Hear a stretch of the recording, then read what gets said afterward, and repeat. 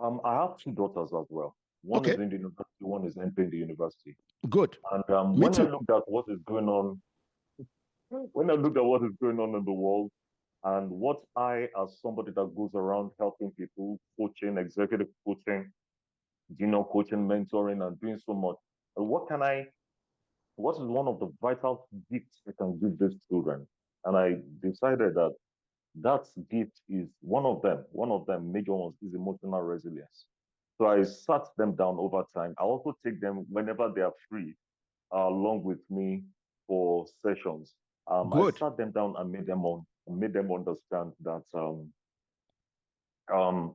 world out there, whether anyone likes it or not, will not always be friendly, will not always be cuddly.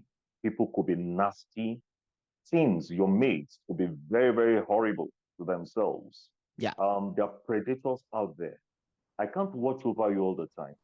It will be a huge disadvantage for me to promote fragility and you break down at every little thing and then you run from this, you run from that, you're victim, you're terrorized. That's not the way to grow up. The gift I'm going to give you is the ability to confront your fears, to develop inner confidence, inner strength, to call it mental strength, Yeah. emotional toughness, emotional resilience, to confront, face those things, not have them decimate you, move ahead despite them, the Yeah. strong, not to dodge your fears, but to confront and overcome, not to bury how you feel, but to speak it out, but without depending on somebody to accept you or not, you can accept yourself and move forward. Self acceptance, emotional toughness. I started gradually from a young age, giving them those concepts, little bite size here and there, so Yes. that and that doesn't mean they didn't go through struggles. School could be Oh, tough, no. Of course not. especially when you want to leave some values and you don't bow to general perception. Mm. They will isolate you, they will attack you because people love herd mentality. And when you don't Oh, yeah. belong to the herd, they attack you. How dare you dare to be different? How dare you stand apart? Now you are pointing to their weaknesses indirectly, so they will attack you. Exactly. So there were seasons when my daughters came back like that and they were almost, and I saw that there was a talk to me. I made it a point of duty to be their friend early, not just their dad, so that we could connect and they could open up. And up to today, thank God they open up the talk.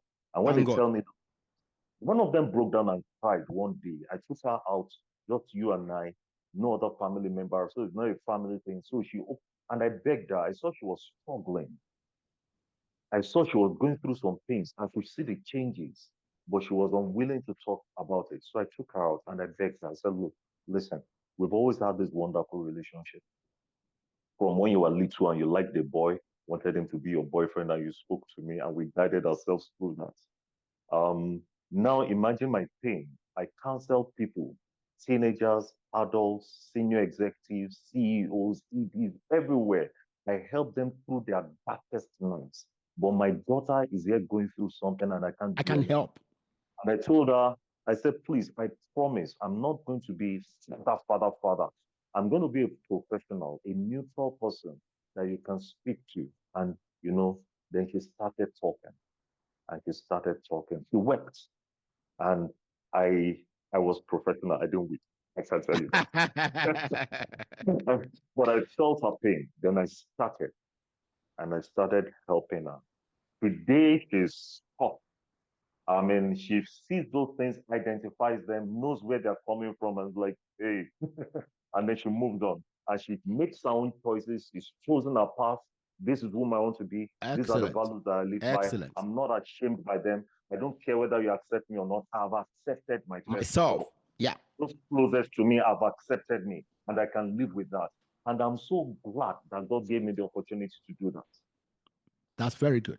So, That is excellent. resilience, the key need of the world today is not a lack of resilience, but rather is a great balance, a careful balance between emotional fragility, or let's call it emotional openness, emotional sensitivity, and emotional resilience. One must not be painted to the detriment of the other. Of We the need other. Yeah. balance, people that are emotionally and psychologically balanced.